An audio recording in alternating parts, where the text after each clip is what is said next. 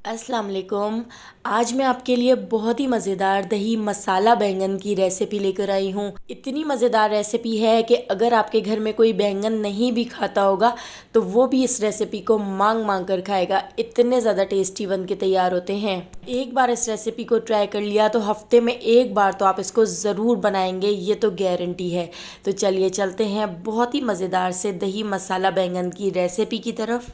तो इस मज़ेदार सी रेसिपी को बनाने के लिए मैंने यहाँ पर आधा किलो बैंगन ले लिए हैं। आप देख सकते हैं मैंने यहाँ पर गोल वाले बैंगन लिए हैं। इसको हम इस तरह से स्लाइस में कट कर लेते हैं। तो इन बैंगन को ना ही तो हमने बहुत ज़्यादा पतला कट करना है और ना ही बहुत ज़्यादा मोटा कट करना है। हमने इसको देखिए इस तरह से इतना मोटा कट करना है कि ये अपना शेप बरकरार रख सकें, क्योंकि जब हम इनको फ्राई करेंगे तो ये बहुत ज़्यादा श्रिंक हो जाते हैं। तो देखिए इतना मोटा मैंने इसको रखा है। इन बैंगन के ऊपर हमने एक मसाला लगाना है, तो उसके लिए मैंने एक छोटे बाउल के अंदर ले लिया है सरसों का तेल। हाफ़ टी स्पून मैं इसमें नमक ऐड कर देती हूँ। हाफ़ टी स्पून हम इसमें ऐड कर देंगे लाल पिसी हुई मिर्चें, और हाफ़ टी स्पून ही मैंने इसमें ऐड कर दिया है चाट मसाला। और इन तीनों चीज़ों को सरसों के तेल में अच्छी तरह से मिक्स कर लेते हैं। देखिए यहाँ पे हमारा मसाला तैयार हो चुका है। ऑयल के इस मिक्सचर को इस तरह से हम बैंगन के ऊपर लगा लेंगे। तो थोड़ा थोड़ा करके हम इस तरह से इसके ऊपर लगाते जाएंगे, और इस तरह से हम जिस तरह मसाज करते हैं इस तरह से हमने इसके ऊपर लगा लेना है। तो अच्छी तरह से हम इसके ऊपर पूरा मसाला लगा लेंगे। इस तरह से बैंगन के अंदर तक सारा मसाला चला जाएगा और बहुत ही मज़ेदार सी रेसिपी बनकर तैयार होगी। तो देखिए सारे बैंगन के ऊपर हमने इस तरह से ऑयल का जो मसाला बना के तैयार किया था हमने लगा के रख लिया है। इसको 10 मिनट के लिए कवर करके रख देते हैं। 10 मिनट बाद अब हम इसको फ्राई करेंगे। फ्राई पैन के अंदर मैंने कोई ऑयल वगैरह ऐड नहीं किया है, बस हमने बैंगन को इस तरह से फ्राई पैन के ऊपर रख दिया है। हम इनको फ्राई कर लेंगे। इनको गोल्डन सा कलर आने तक आगे पीछे से पलटते हुए दोनों साइड से फ्राई करेंगे। बाकी के बचे हुए बैंगन को मैंने दूसरे तवे के ऊपर इस तरह से फ्राई कर लिया है ताकि हमारा काम जल्दी हो जाए। ये रेसिपी बहुत ही जल्दी बन के तैयार हो जाती है और खाने में बहुत ज़्यादा टेस्टी लगती है। तो एक बार तो आप इसको ज़रूर ट्राई कीजिएगा।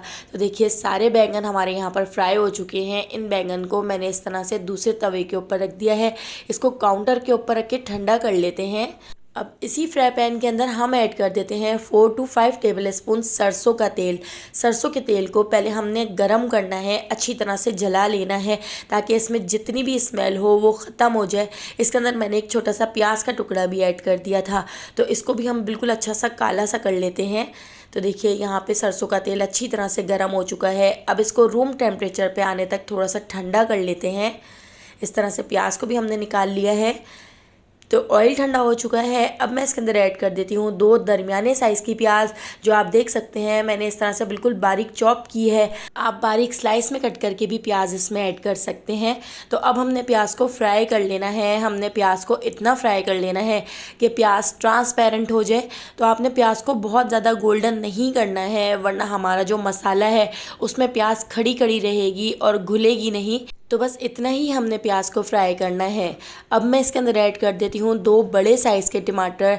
टमाटरों के छिलके मैंने उतार दिए थे और इस तरह से हमने टमाटरों को छोटा छोटा क्यूब्स में कट कर लिया था। टमाटर ऐड करके टमाटरों को भी हम इसमें अच्छी तरह से मिक्स कर लेते हैं। टमाटर इसमें जल्दी से घुल जाएं तो उसके लिए मैं इसके अंदर ऐड कर देती हूँ हाफ़ टी स्पून नमक। नमक मैंने बैंगन के अंदर भी ऐड किया था, नमक हमने इस मसाले में भी ऐड किया है और नमक हम दही में भी ऐड करेंगे। तो नमक आप अपने टेस्ट के हिसाब से बैलेंस करके इसमें ऐड कर सकते हैं। तो तीनों चीज़ों में थोड़ा थोड़ा नमक मैंने ऐड किया है। अब हम इसको भून लेते हैं। हमने इसको इतना भून लेना है कि टमाटर इसमें अच्छी तरह से घुल जाएँ। इस तरह से चमचे से दबाते हुए हमने इसको मिक्स कर लिया है। हाफ़ टी स्पून मैंने इसमें हल्दी पाउडर ऐड कर दिया है। हाफ़ टी स्पून पिसी हुई लाल मिर्चें। हाफ़ टी स्पून मैं इसमें ऐड कर देती हूँ पिसा हुआ धनिया। हाफ़ टी स्पून कुटी हुई लाल मिर्ची ऐड कर देती हूँ। 1 टीस्पून मैं इसमें ऐड कर देती हूँ भुना कुटा ज़ीरा। ज़ीरे को भून के कूट लिया था। हाफ़ टी स्पून हम इसमें पिसा हुआ गरम मसाला ऐड कर देंगे और इस मसाले को अच्छी तरह से मिक्स कर लेते हैं। हमने इस मसाले को बहुत अच्छी तरह से भूनना है, क्योंकि जितना अच्छा मसाला भुना हुआ होगा उतनी ही मज़ेदार आपकी रेसिपी बन के तैयार होगी। तो इसके अंदर मैं थोड़ा सा पानी ऐड कर देती हूँ ताकि मसाले जल ना जाएं। पानी ऐड करके इसको अच्छी तरह से मिक्स कर लिया है और अब मैं इसको कवर करके लो फ्लेम पर 10 मिनट तक छोड़ देती हूँ ताकि प्याज और टमाटर अच्छी तरह से इसमें घुल जाएं। जितनी देर मसाला पक रहा है इतनी देर हम यहाँ पर दही का मिक्सचर बना के तैयार कर लेते हैं। 1 पाव दही के अंदर हाफ टी स्पून नमक ऐड कर दिया है और इसको हम अच्छी तरह से मिक्स कर लेते हैं ताकि दही में जितनी भी गुठलियाँ हों वो ख़त्म हो जाए और स्मूथ सी दही बनकर तैयार हो जाए। तो यहाँ पर दही का मिक्सचर तैयार हो चुका है। इसके अंदर एक भगाड़ लगाना है। तो भगाड़ लगाने के लिए मैंने यहाँ पर एक छोटे से बाउल के अंदर ले लिया है 5 टेबल स्पून सरसों का तेल। तो सरसों के तेल को पहले हम अच्छी तरह से जला लेते हैं ताकि सरसों के तेल के अंदर जितनी भी स्मेल हो वो ख़त्म हो जाए। इतनी देर देखिए साइड पर मैं यहाँ पर मसाला भी भूनते जा रही हूँ। तो सरसों का तेल भी यहाँ पर आप देख सकते हैं अच्छी तरह से गर्म हो चुका है। अब मैं इसको थोड़ा सा ठंडा कर लेती हूँ। तो यहाँ पर सरसों का तेल ठंडा हो चुका है। अब हम इसके अंदर ऐड कर देते हैं हाफ़ टी स्पून राई दाना, हाफ़ टी स्पून हम इसमें ऐड कर देते हैं अजवाइन, और यहाँ पर मैंने 2 से 3 बारीक कटी हुई हरी मिर्चें इसके अंदर ऐड कर दी हैं। 5 से 6 सूखी हुई लाल मिर्चें हम इसके अंदर ऐड कर देते हैं। और इसके साथ ही मैंने यहाँ पर कड़ी पत्ता ले लिया है। तो 2 डंठलें हमने इसके अंदर इस तरह से कड़ी पत्ते की भी ऐड कर दी है और इसको हम 10 से 15 सेकंड तक इस तरह से फ्राई कर लेते हैं। इसके साथ ही मैं इसके अंदर ऐड कर देती हूँ हाफ़ टी स्पून कश्मीरी लाल मिर्च। कश्मीरी लाल मिर्च ना हो तो इसकी जगह आप पिसी हुई लाल मिर्चें भी ऐड कर सकते हैं। इसको अच्छी तरह से मिक्स कर लिया है। अब फ़ौरन ही हम इसके ऊपर ये भगाड़ लगा देते हैं। तो यहाँ पर दही का मिक्सचर भी तैयार हो चुका है। दही को भी काउंटर के ऊपर रख देते हैं। यहाँ पर देखिए मसाला भी भुन रहा है। आप देख सकते हैं कितनी अच्छी तरह से मैंने यहाँ पर मसाले को भून लिया है। 2 से 3 बार मैंने इस तरह थोड़ा थोड़ा पानी ऐड करके मसाले को बहुत अच्छी तरह से भून लिया है कि मसाला बिल्कुल स्मूथ सा हो चुका है। चमचे से दबा दबा के मैंने इस तरह से सारे प्याज और टमाटर को इसमें अच्छी तरह से मिक्स कर लिया है। तो यहाँ पर देखिए मसाला अच्छी तरह से भुन चुका है। इसके अंदर मैं ढेर सारा ऐड कर देती हूँ हरा धनिया। हरे धनिए को भी हम इसमें अच्छी तरह से मिक्स कर लेते हैं। तो यहाँ पे हमारा बहुत ही मज़ेदार सा प्याज टमाटर का मसाला भी बनकर तैयार हो चुका है।